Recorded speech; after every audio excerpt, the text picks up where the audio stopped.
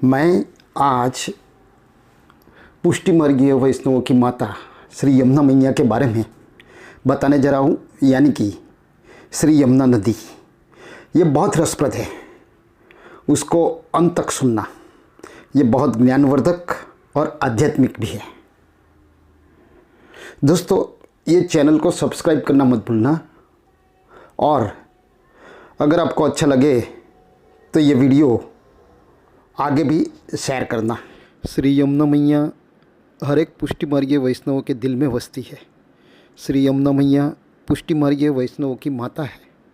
श्री यमुना मैया पुष्टिमार्गियों की इष्ट देवी है। श्री यमुना मैया श्री कृष्ण की पटरानी है। श्री यमुना मैया को कृष्ण प्रिया भी कहते हैं। जहाँ श्री कृष्ण है वहाँ श्री यमुना है। श्री कृष्ण ब्रज संस्कृति के जनक माने जाते हैं, तो यमुना ब्रज संस्कृति की जननी मानी जाती है। श्री कृष्ण राजाओं के राजा है, तो श्री यमुना भी तो रानियों की रानी है। श्री यमुना मैया भक्तों के लिए कृष्ण संबंध का सेतु है। तो आओ आज हम धार्मिक, पौराणिक और प्राचीन दृष्टि से हमारी महारानी श्री यमुना मैया को जान ले। जो हमारी पवित्र यमुना नदी है वही हमारी यमुना महारानी है। कहा जाता है कि श्री यमुना जी में स्नान मात्र से ही सारे पाप धुल जाते हैं। पौराणिक गाथाओं के अनुसार यमुना जी का जन्म चैत्र शुक्ल पक्ष षष्ठी को हुआ था। उस दिन को यमुना प्रागट्य दिन, यमुना जयंती या यमुना षष्ठी के नाम से भी जाना जाता है। वो चैत्र नवरात्रि के दरमियान आता है, और अगर अंग्रेजी कैलेंडर की बात करें तो वो फरवरी और मार्च महीने में आता है। हमारे उत्तर भारत के राज्यों उसको बहुत धूमधाम से मनाते हैं। श्री यमुना जी का उल्लेख हमारे उपनिषद ऋग्वेद में भी किया हुआ है, जिसकी रचना करीबन 1100 BCE में हुई थी। जो मगध संस्कृति है, जो करीबन 600 BCE में पली थी, वो भी यमुना के किनारे ही पली बड़ी हुई थी।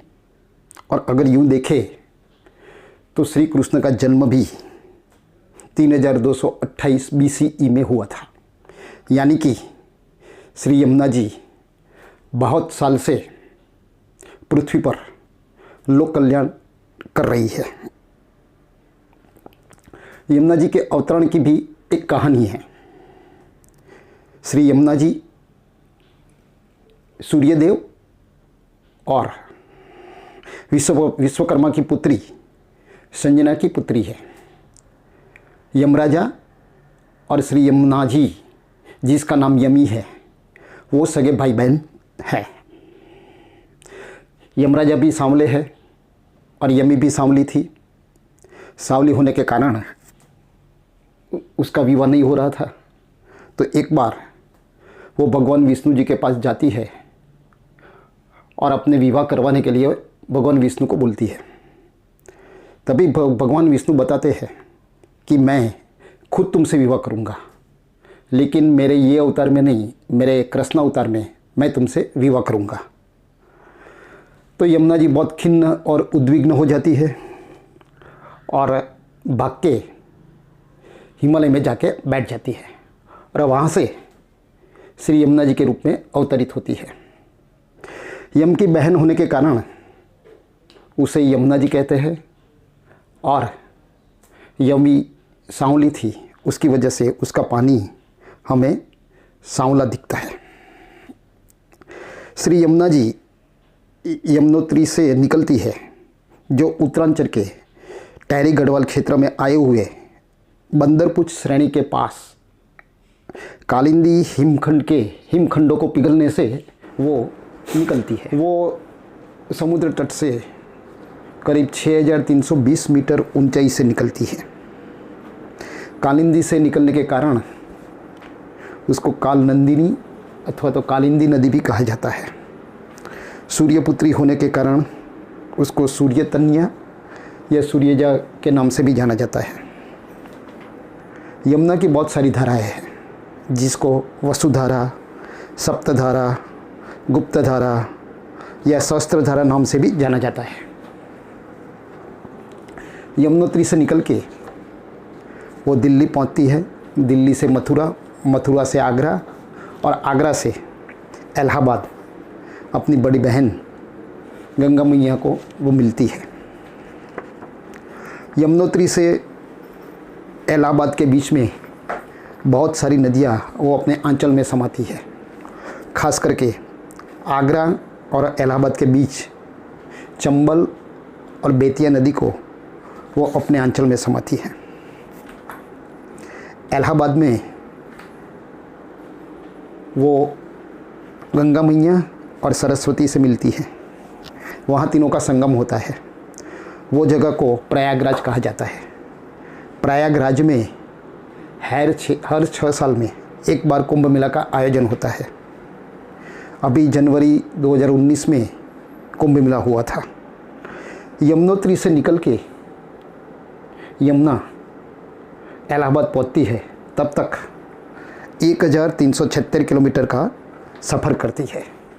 श्री यमुना जी बहुत उछल कुछल कर बहती थी, लेकिन जब उन्होंने श्री कृष्ण का चरण स्पर्श किया, जब वासुदेव मथुरा कारागृह में से श्री कृष्ण को वृंदावन ले जा रहे थे, तभी यमुना नदी पार करते हुए श्री यमुना जी ने कृष्ण के चरण स्पर्श किए थे। तब से वो शांत हो गई है। अगर देखें तो कृष्ण का पूरा बाल्यकाल यमुना के किनारे ही गुजरा है। वो यमुना किनारे ही कदम के झाड़ पे चढ़ते थे, अपने बाल सखाओं के साथ यमुना में स्नान करते थे। गोपियों के साथ रासलीला भी वहाँ रचाई थी उन्हें। वो गेंडी दड़ा भी यमुना किनारे पे ही खेलते थे। कालिया नाग का दहन भी उसने यमुना में ही किया था। मतलब कि श्री कृष्ण का पूरा बाल्यकाल यमुना के सानिध्य में ही बीता है। और यमुना जी कृष्ण की पटरानी कैसे बनी, ये भी मैं आपको बताता हूँ। जब पांडव लाक्षागृह में से जीवित बचे, तब श्री कृष्ण उनसे मिलने आते हैं। तो पांडव और सब लोग बहुत खुश हो जाते हैं और कृष्ण को रुकने के लिए मनाते हैं। कृष्ण रुकने के लिए राजी हो जाते हैं। तभी एक दिन कृष्ण और अर्जुन जंगल में गए थे, तब उनको प्यास लगने की वजह से यमुना जी के किनारे जाके उसका पानी पी के अपनी प्यास बुझाते हैं। तभी वो देखते हैं कि एक सुंदर कन्या वहाँ तपस्या कर रही है। श्री कृष्ण जी ने अर्जुन को बोला कि भाई जाके पूछो उनसे कि वो कौन है और क्या कर रही है। अर्जुन उनके पास जाता है और उसके पूछता है कि आप कौन हैं और आप क्या कर रही है। तब वो कन्या बताती है कि मैं सूर्यपुत्री कालिंदी हूँ और मैं भगवान विष्णु को अपना वर पाने के लिए मैं ये तपस्या कर रही हूँ। और जब तक वो मुझे मिल नहीं जाते तब तक मैं ये तपस्या करती रहूँगी। अर्जुन जाके कृष्ण को ये बताते हैं। कृष्ण तो सब जानते ही थे। तभी वो जाके वो कन्या को अपने रथ में बिठा के युधिष्ठिर के पास ले आते हैं और कुछ दिन पश्चात सबकी अनुमति लेके वो कन्या को लेके श्री कृष्ण द्वारका पहुंचते हैं और द्वारका जाके विधिवत उसका पाणी ग्रहण करते हैं। इस तरह श्री यमुना जी कृष्ण की पटरानी बनती है। कहा जाता है जो नए साल में भैया दूज आता है उसके साथ भी यमुना जी का नाम जुड़ा हुआ है। श्री यमुना जी और यमराजा सगे भाई बहन थे। उनके बीच में गहरा प्यार था। यमुना जी ने उस दिन को यमराजा को अपने वहाँ भोजन के लिए बुलाया था। तब से उसको भैया दूज, यम द्वितीया और भाई बीज की तरह मनाया जाता है। और कहा जाता है कि अगर उस दिन किसी ने श्री यमुना जी में स्नान किया तो यमराजा उसके स्वस्थ और निरोगी रखते हैं। श्री यमुना जी इतनी अलौकिक और अद्वितीय है कि महाप्रभु जी विक्रम संवत 1549 में अपनी 14 साल की उम्र में पहली बार विश्व भ्रमण के लिए निकले थे। तब गोकुल में यमुना के किनारे ठकरौन घाट पे रुके थे और वहाँ से यमुना जी का रूप देख के उन्होंने श्री यमुनाष्टकम का रचना किया और